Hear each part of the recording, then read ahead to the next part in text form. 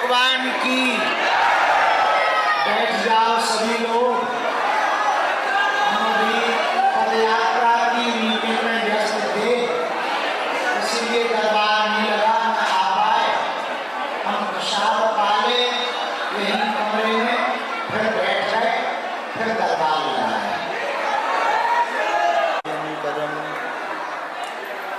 गोष्पदीकृतवारीशम् अश्कीकृतराक्षसम् रामायण महामाला रत्नं वन्दे अनिलात्मजम्।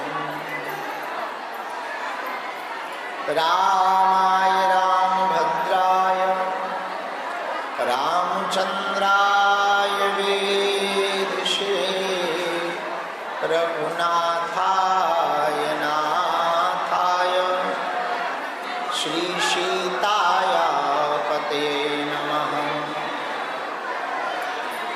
माता रामो मत्पिता रामचन्द्रः स्वामी रामो मत्सखा रामचन्द्रः सर्वस्वं मे रामचन्द्रो दयालु नान्यं जाने नैव जाने न जाने। सीतानाथ समारम्भां श्री रामानन्दार्य मध्यमाम् अस्मदाचार्य पर्यन्तां वन्दे श्री गुरु परम्पराम्।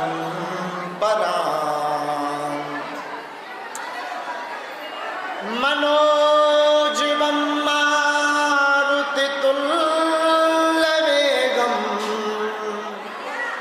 जितेन्द्रियं बुद्धिमतां वरिष्ठम् वातात्मजं वानरयूथमुख्यं श्रीरामदूतं शरणं प्रपद्ये। कबीरा खड़ा बाजार में लिए लकुटिया हाथ, जो घर फूके आपनो सो चले हमारे साथ। तुलसी वृक्ष न जानिए गाय न जानिए ढोर, मात पिता गुरु मनुष्य न जानिए यह तीनों नंद किशोर। राम राम कहते रहो धरे रहो मन धीर, ओ कारज यही संभालेंगे कृपा सिंधु रघुवीर। तुलसी तुलसी सब कहें तुलसी बन की घास, कृपा भई रघुनाथ की सो बन गए तुलसीदास। सीताराम जय सीताराम,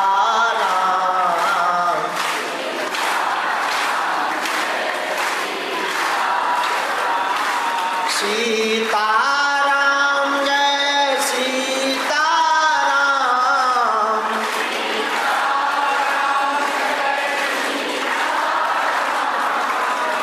सीताराम जय सीताराम।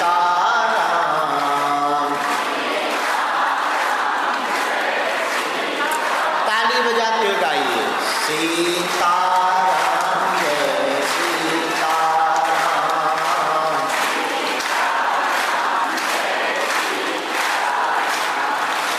भज मन प्यारे सीताराम,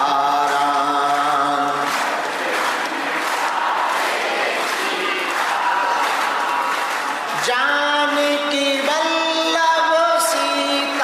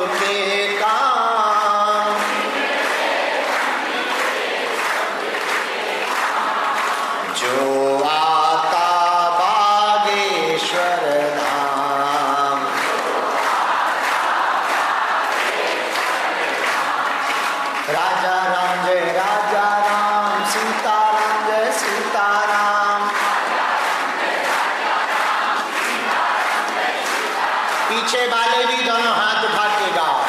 राजा राम जय राजा राम, सीताराम जय सीताराम।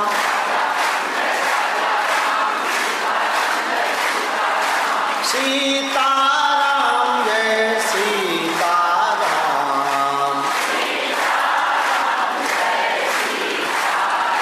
बोलो सीताराम जय सीताराम।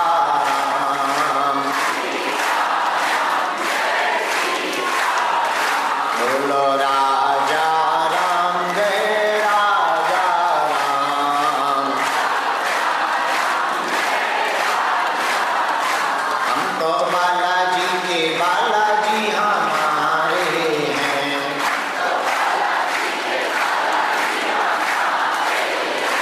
हम तो राम जी के राम जी हमारे हैं।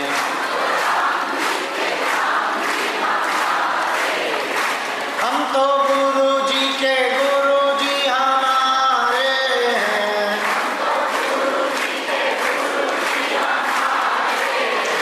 हम तो बालाजी के बालाजी हमारे हैं।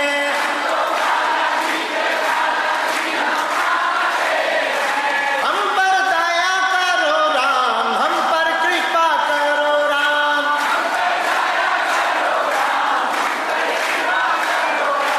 हरि शरण में लो बाबा, शरण में लो।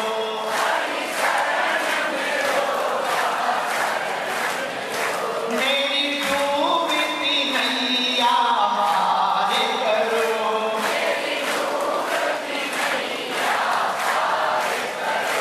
हम पर दया करो राम, हम पर कृपा करो राम।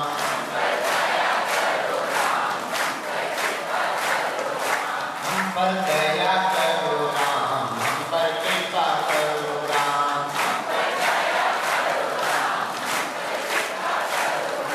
हम पर दया करो राम, हम पर कृपा करो राम। बालाजी हनुमान की,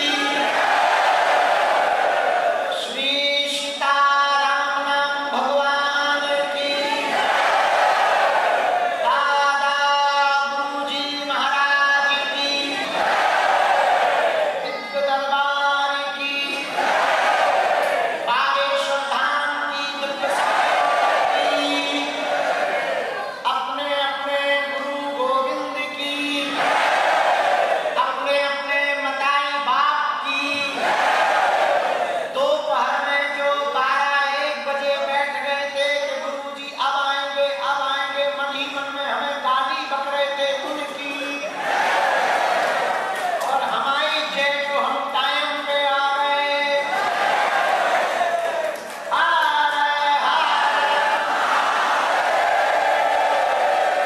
सनातन हिंदू एकता पद यात्रा की 7 नवंबर से 16 नवंबर तक होने वाली पदयात्रा की हमको मन में खेद है। आप लोगों को बहुत देर तक बैठना पड़ा।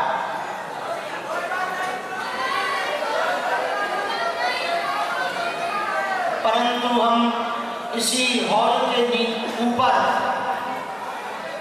मंडलों की बैठक कर रहे थे। आज दिल्ली से वृंदावन तक जो पदयात्रा होनी है उसके भंडारे का निर्णय होना था। लगभग 4 मंडलों के लोग आए थे, 5 मंडलों के, आनंदगंज, हटा, सागर और नेपाल। जनकपुर नेपाल का मंडल भी आया। खुशखबरी वाली बात यह है, नेपाल मंडल से 350 लोग 10 दिन तक के लिए सेवा के लिए आ रहे हैं।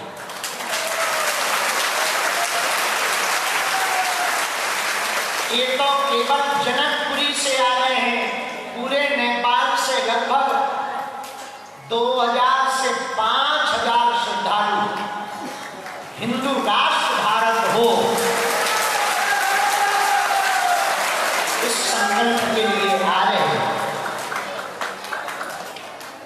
वैसे आज और कल दरबार विराम है, परंतु हमारा मन नहीं माना। दोपहर में निवास पर मीटिंग थी, पदयात्रा की,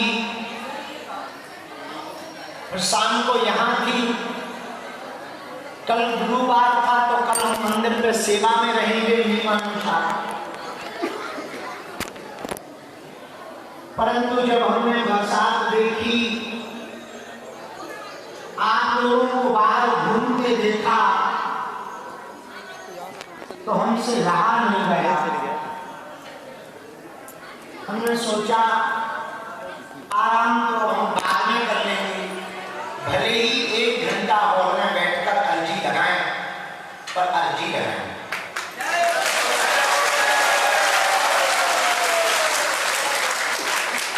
पूर्ववत बल्कि सूचना दे दी थी, आगामी दरबार नवरात्रि में चूंकि हमारी साधना है और आप लोगों के आशीर्वाद से इस बार नवरात्रि में हम मंदिर पर बालाजी के चरणों में ही रहकर 11 लाख हनुमान मंत्र का जप करेंगे।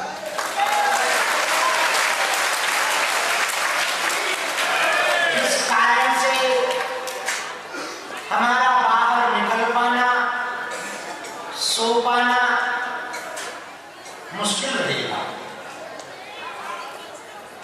लेकिन गुरुजी से हमने आज्ञा ली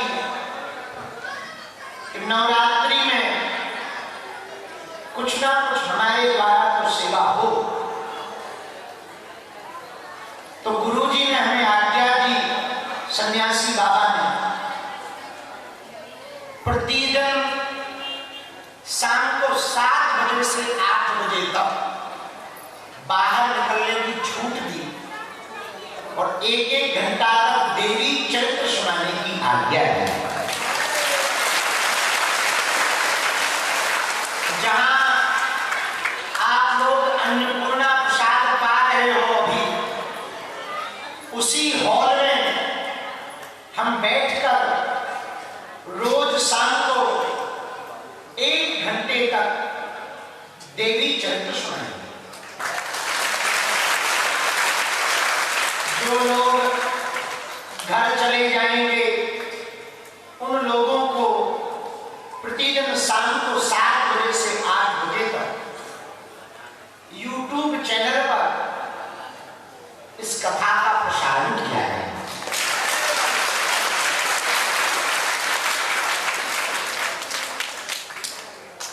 नौ दिन में 9 देवियों की पूजा होती है। प्रथमम शैलपुत्री चा, द्वितीयम ब्रह्मचारिणी, तृतीयम चंद्रघंटेति, कूष्मांडेति, चतुर्थकम पंचमम स्कंदमातेति, षष्ठम तो कात्यायनी चा। इस प्रकार 9 दिन की 9 देवियां हैं। 9 दिन अलग अलग भगवती की पूजा होती है। तो हमने गुरुजी से आज्ञा ली कि इस नवरात्रि में हम 9 देवियों पर चर्चा कर पाए, इतनी हमको आज्ञा दी जाए। देवी पूजा कैसे करनी चाहिए, देवी साधना कैसे करनी चाहिए, किस दिन कौन सी देवी का व्रत करना चाहिए, कौन सी देवी क्या कृपा करती हैं और कौन सी देवी जल्दी प्रसन्न होती हैं, इस बारे में 9 दिन तक चर्चा करेंगे। जिस कारण हमारी व्यस्तता और बढ़ गई, जिस हॉल में हम लोग और आप लोग बैठे हैं, इसी हॉल में हमारे गांव वालों के द्वारा देवी के नाम से 64 खप्पर रखवाई जाएंगे। चूंकि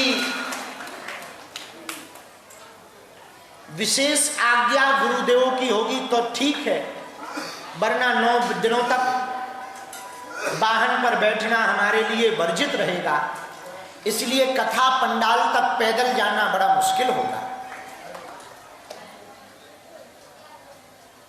भोजन पूर्ण ना होना, फिर जप में समय लगना, फिर इतना वहां तक जाने में समय लगना, जिस कारण से हमने स्वतः विचार किया कि कथा स्थल अन्नपूर्णा हॉल को बनाया जाए। मंदिर से वो नजदीक भी पड़ेगा, ज्यादा पैदल भी नहीं चढ़ना पड़ेगा। और बहुत लोगों को खूब मना करो, पर कई लोग अगला पगला होते ही हैं। उनको लगता है पांव छूने में ही चमत्कार है। अब चमत्कार है कि नहीं ये तो नहीं हमें पता, पर हमें बड़ी दिक्कत होती है खुद को ही, क्योंकि हमारे गुरु ने कहा था, सन्यासी बाबा ने जिस दिन हमको दर्शन दिए थे, तब उन्होंने कहा था, सुनो बच्चा, वो हमको बुंदेलखंडी में बिटवा कहते हैं, बुंदेलखंड में बेटा को बिटवा कहा जाता। बोले सुनो बिटवा, तुमको ये जो सिद्धि या शक्ति दी जा रही, अपनी पूजा करवाने के लिए नहीं दी जा रही, इस शक्ति के बल से तुम हनुमान जी की पूजा करवाओ।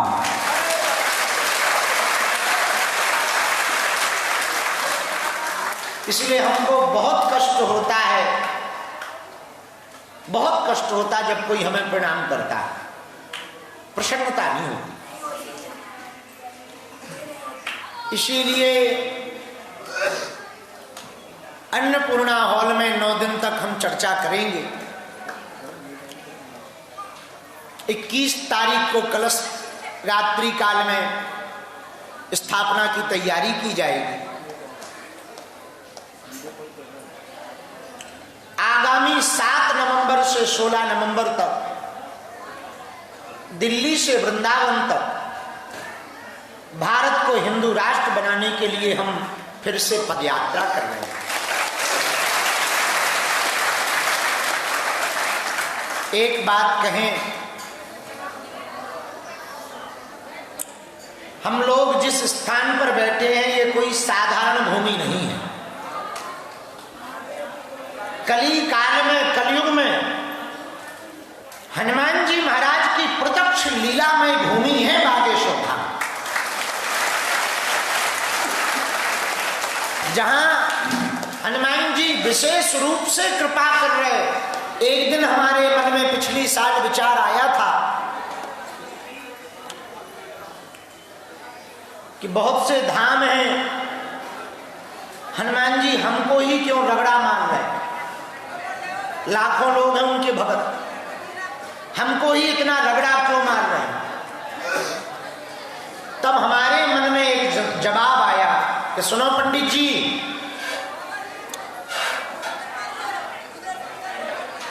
कली काल में, कलयुग में आज से 7-8 वर्ष पहले हिंदू कहने से भी हिंदू डरता था। मंचों से बोलने में तो दूर की बात है, एकांत में भी वो गुमटी में हिंदू नहीं कह पाता था। धर्मांतरण भयंकर था और हिंदुओं की मति इतनी मारी गई थी कि उनको हली उल्लाह वालों में चमत्कार दिखाई देता और थोक मुद्रा में हजार लोग हिंदू धर्म छोड़ करके ईसाई बन रहे थे। तब एक रात गुरुजी ने हमसे कहा, चेला सुनो, स्वामी समर्थ रामदास जी ने अपने शिष्य छत्रपति वीर शिवाजी को आज्ञा दी थी कि तुम हिंदवी स्वराज्य की स्थापना करो। उसी प्रकार सन्यासी बाबा ने हमसे कहा, चेला हम तुमको आज्ञा देते हैं, तुम हिंदू राष्ट्र की स्थापना का बिगुल बजाओ।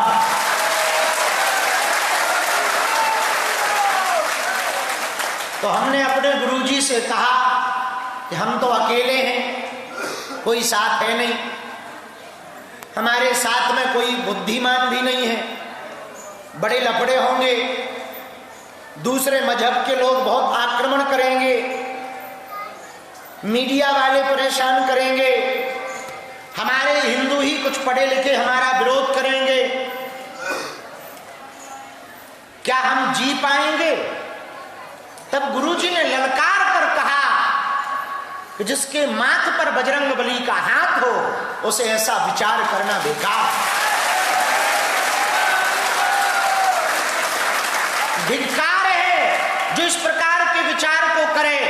तुम बजरंगबली का नाम लेकर बेटा हिंदू राष्ट्र की स्थापना के लिए निकल पड़ो घर से बाहर। एक दिन ऐसा आएगा हिंदू रोटी से ज्यादा हिंदू राष्ट्र जरूरी समझेंगे।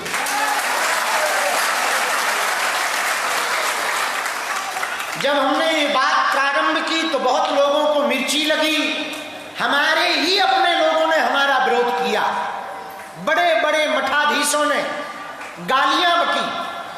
लेकिन अब जब बांग्लादेश में हिंदुओं को भगाया जाने लगा, पश्चिम बंगाल में हिंदुओं को भगाया जाने लगा, तब उनकी आंखें खुली कि जो बात हमने कही थी वो सत्य कही थी। इस देश में रोटी से ज्यादा जरूरत भारत को हिंदू राष्ट्र बनाने की।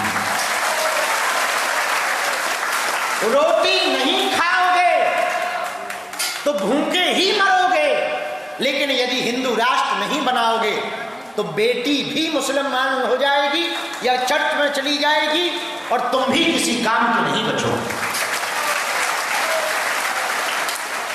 आओ श्रीनाथ जी, तो हमने फिर प्रण ले लिया कि अब चाहे पृथ्वी पलट जाए, चाहे जो हो जाए, हमारे मृत्यु के अंतिम क्षणों तक हमारी श्वास श्वास केवल हिंदुओं के लिए होगी। और हमने जो गुरु जी की कृपा से शक्ति पाई, जो प्रसाद मिला, हमने सोचा अमीरों के तो लाखों गुरु हैं, उनका कौन है जो किराया उधार उठाकर मंदिर जाते हैं, धक्के खाते रहते हैं, लंबी लंबी लाइनों में लगे रहते हैं। हमने सोचा जिनका कोई नहीं है, बागेश्वर बालाजी उनका सहारा बनेंगे। और हम लोग जिस भूमि पर बैठे हैं, हनुमान जी की कृपा से, बजरंगबली की कृपा से 6 साल से अन्नपूर्णा बालाजी चलवा रहे। आप लोगों के आशीर्वाद से अब तक हम 1375 बेटियों के धर्मपिता बन गए।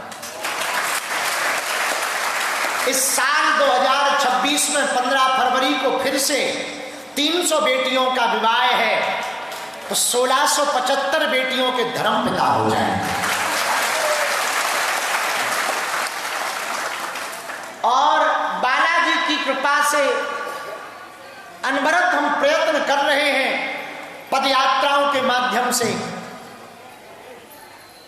कथा के माध्यम से, यजमानों के पास जा रहे, ज्यादा मेहनत कर रहे, बहुत कथाएं कर रहे, ताकि जो अर्थ मिले, कोई ईंट दे देता है, कोई सीमेंट दे देता है, कोई सरिया दे देता है, जो कोई भी जो झोली में डाल देता।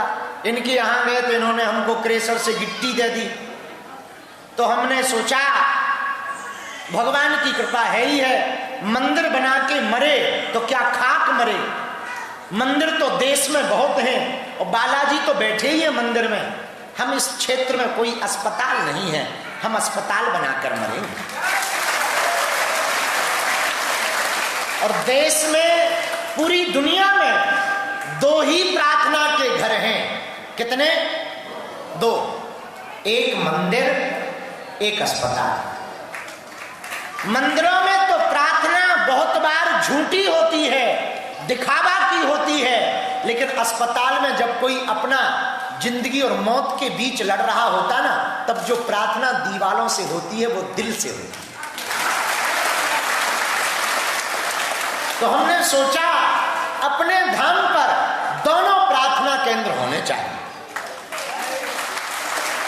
जब ये बात हमने प्रधानमंत्री जी को बताई, वो इतने खुश हुए।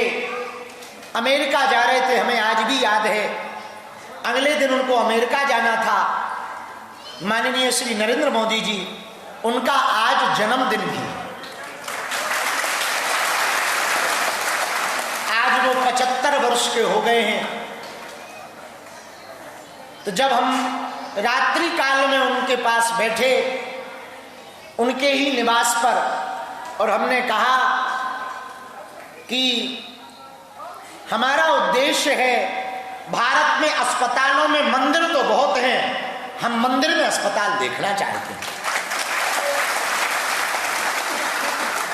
और हम अस्पताल बनाकर मरना चाहते हैं और हम एक प्रार्थना का केंद्र बनाना चाहते अस्पताल के रूप में। तो प्रधानमंत्री जी हंस के बोले, बनाओगे कैसे? हमने भी कह दिया जैसे आपने राम मंदिर बनाया।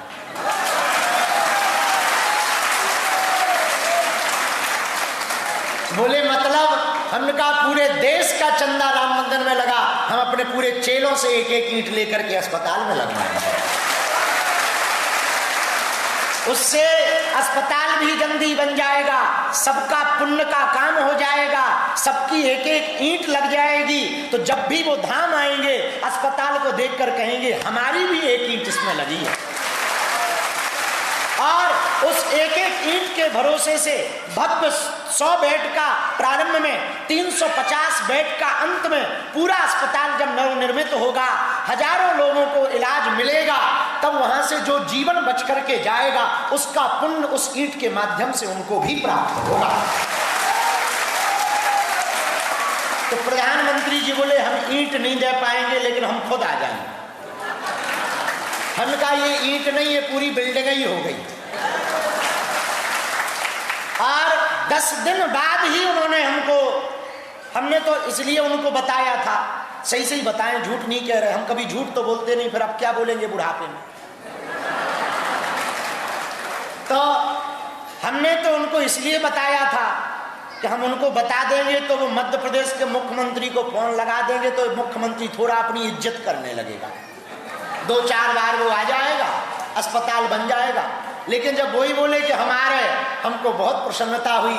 लेकिन जब वो यहाँ आए, मंदिर पे चढ़े, तो मंदिर तो बड़ा है नहीं है, छोटा है, अपना 3 सेट लगा था। प्रधानमंत्री जी आने थे तो हमने टेंट के कपड़ा लगवा दिया ताकि उन्हें ये पता ना लगे कि छोटा मंदिर। लेकिन हवा चली, कपड़ा खिसक गया, पोल खुल गई। तो ऊपर की तरफ प्रधानमंत्री जी ने देखा, बोले ये अभी अभी डेंट पेंट किया। हमने कहा जी। तो बोले ठीक है। उन्होंने कहा मंदिर क्यों नहीं बनवा रहे हो? हमने कहा मंदिर का, अगर हम मंदिर में रुपया लगा देंगे तो अस्पताल रुक जाएगा।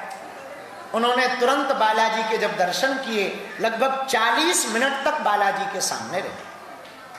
आजाद भारत के इतिहास में पहली बार ऐसी घटना हुई, किसी गांव ग्राम पंचायत में या किसी जिले में या किसी प्रदेश में पहली बार किसी निजी स्थान के कार्यक्रम में 3 दिन के अंदर प्रधानमंत्री जी और राष्ट्रपति जी दोनों पधारे।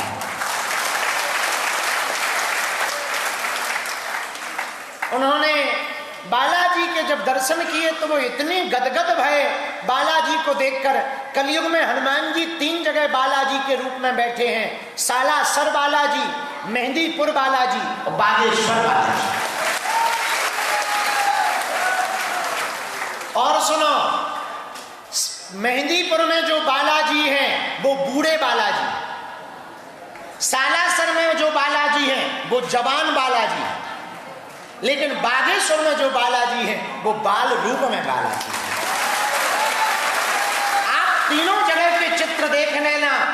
सालासर के जो बालाजी हैं उनकी मूंछ है काली काली ऐसी बनी। मेहंदीपुर के जो बालाजी हैं वो सफेद हैं, लेकिन बागेश्वर के जो बालाजी हैं वो लाल हैं, छोटे से बाल। एक और बात सुनो, तीनों जगह एक एक संत हुए जिन्होंने प्रकट किया। सालासर में मोहनदास बाबा ने बालाजी को प्रकट किया, मेहंदीपुर में समाधि वाले बाबा ने प्रकट किया, बागेश्वर में सन्यासी बाबा ने प्रकट किया। पर वर्तमान में एक बात हम आपको प्रार्थना करें, यहां हमारा 1% चमत्कार नहीं है। आप लोगों की भूल है कि तुम हमारे पीछे बेफिजूली में पड़े हो। अभी भी मौका है, खिसक लो। हमारे जैसे नालायक निकम्मे के चक्कर में ना पड़ो। हमारी कोई लीला नहीं है, यहाँ जो भी लीला है उनकी ही लीला है। उनकी ही लीला के प्रभाव के कारण, चमत्कार के प्रभाव के कारण हम 8 देश में हुआ है। और इस बार तो जब हम 15 अगस्त को युगांडा में भारतीय उच्च आयोग में ध्वजारोहण में पहुंचे, तीनों सेनाओं के लोग मिले, वहां की प्रधानमंत्री महोदया मिली, भारी शरीर था। उन्होंने कहा, बाबा एक मठ युगांडा में भी बनाओ। तब हमको इतनी मन ही मन खुशी हुई कि धन्य है बालाजी, न हमें अंग्रेजी आती, इनको हिंदी भी नहीं आती, पर हनुमान जी की कृपा देखो, विदेशी भी चिल्ला चिल्ला कर कह रहे हैं कि हनुमान जी को यहां भी बैठा हो। ये हमारा प्रभाव नहीं है। किसका प्रभाव है? आप लोग जिन बालाजी की चरण शरण में बैठे। हम एक निवेदन और करें, हम चमत्कार दिखाने के लिए दरबार नहीं लगाते हैं। हमारा उद्देश्य है तुम कैसे भी करके इनके हो जाओ। गिनती ना करो, पर्चा के चक्कर में मत रहो, बालाजी के चक्कर में रहो। हमारा अनुभव 16 साल का है भैया। लाखों लोगों को हमने देखा है, रोते हुए आए हैं। जिन जिन ने इनको पकड़ा वो हंसते हुए गए। इन्होंने सबकी बिगड़ी बनाई। हम वचन देकर कह रहे तुम्हारी भी बिगड़ी बनाई, लेकिन नियम का पालन तो करना ही पड़ेगा। बालाजी के चरण पकड़ो। दूसरी खुशखबरी ये है कि हम कल कोलकाता बंगाल हो आए। वहां हिंदुओं का धर्मांतरण बहुत हो रहा, ये दुख की बात। हिंदू बहुत डरा हुआ है, ये और दुख की बात। लेकिन हमने प्रण ले लिया, हर 2-3 महीने में किसी ना किसी बहाने बंगाल जाते रहेंगे। कल तो अंगड़ाई थी, आगे लड़ाई। और इतना ही नहीं, कल जब हमने काली माता के दर्शन किए, वो त्रिनेत्रधारी भगवती भद्रकाली के उस दिव्यमय स्वरूप, आद्य शक्ति की, पराम्बा की उस प्रकटोमयी स्वरूप विद्या को देखा, तो भगवती मां भद्रकाली दक्षिणेश्वरी स्वामी रामकृष्ण परमहंस जी की तपो स्थली के सन्निकट में भगवती रूप में विराजमान मां भद्रकाली की उस जिह्वा निकली हुई स्वरूप को देख करके हमने प्रण कर लिया, अगले महीना हम फिर आएंगे, कथा भी सुनाएंगे।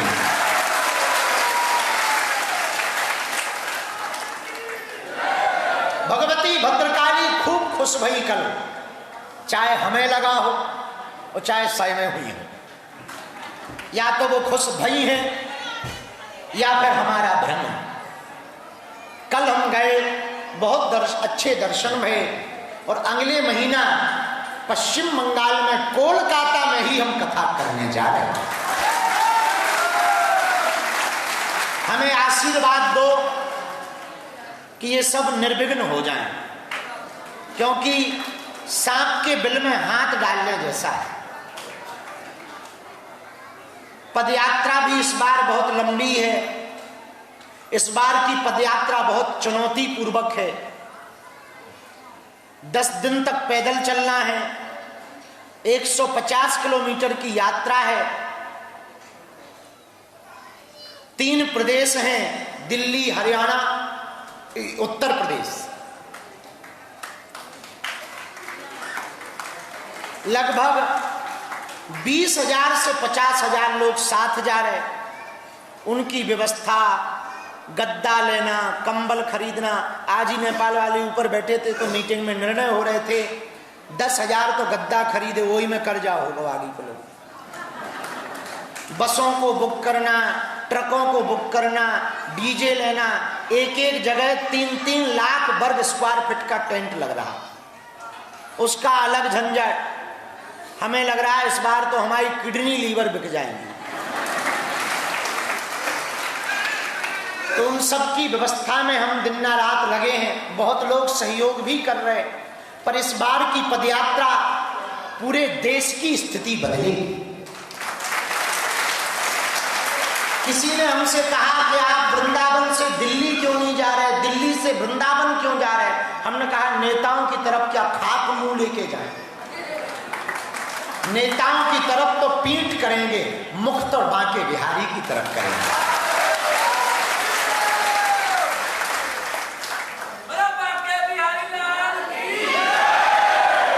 इस बार की पदयात्रा में हमारी आज्ञा है, आप भले ही एक दिन के लिए आओ, जरूरी।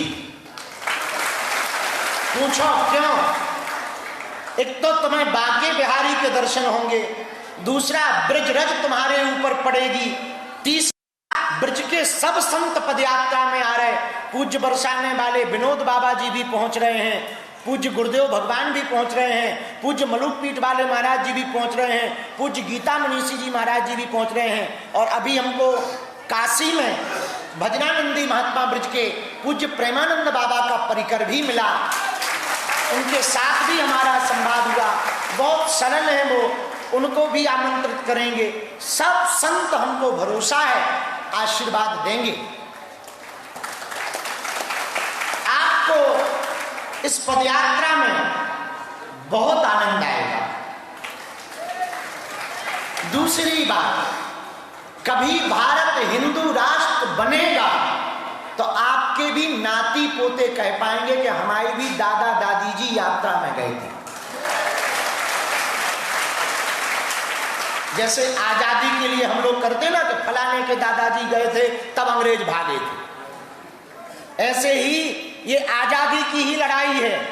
भारत हिंदू राष्ट्र बनेगा तो आप गर्व से कह पाओगे कि हमारा भी थोड़ा योगदान है।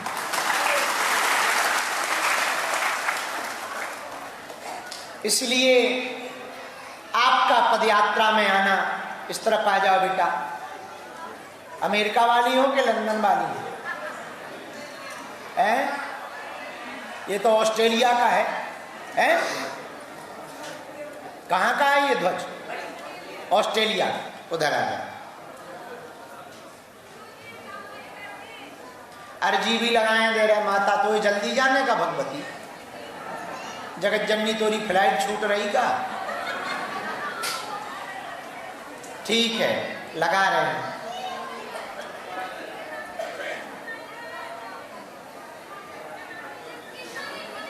अच्छा बहना, तो पदयात्रा में कौन कौन चल रहा है? जो बाहर खड़े हाथ उठाओ। पक्का? जय हो महापुरुषों। रजिस्ट्रेशन करवा लियो ऑनलाइन। पक्का?